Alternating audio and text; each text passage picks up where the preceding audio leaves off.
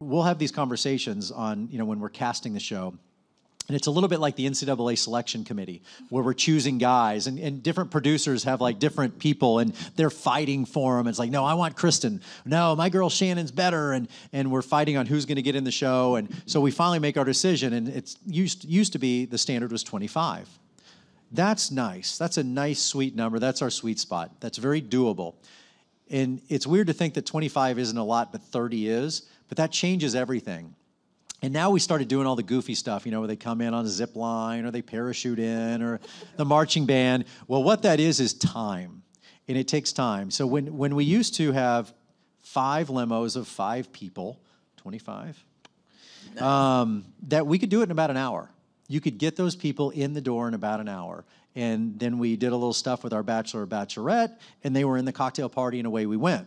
Now, it'll be midnight, 1 in the morning, whatever, before they're even walking in the door, because it just takes that long to clear the driveway, get the marching band or the camel or the whatever.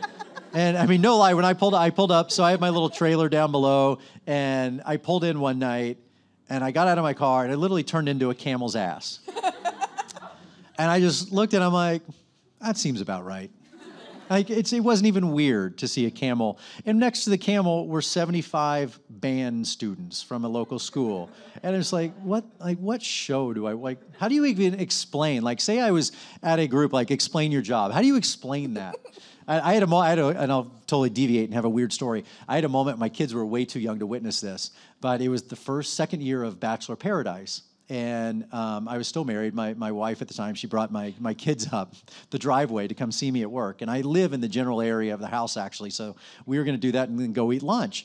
And we were in the middle of a challenge in the driveway, because we kind of shot Bachelor Pad on a very low budget, and we shot everything there. And so we did this one thing where we kind of set up, they weren't like sex swings, but it was kind of like this weird swing where the guy was strapped in, and he had to like pick up the girl however he could, and it was how long could you hold on to the girl? Over a mattress, right? Over a mattress, yeah, over this like mat. And so we lifted him up. And so I was like, okay. And I was like, Jeff Probst, let the challenge begin. Lift him up. And all of a sudden they're in this weird sexual positions in their bikinis, and like there's butts hanging everywhere and stuff flying out. And I turn around and I see my kid standing there looking at Dad at work. And I'm just like, that's going to be a lot of therapy. Yeah. Like, that's a lot of therapy. I'm like, do I even have that conversation of what Daddy's doing at work, or do you just let it go and hope it'll come out later?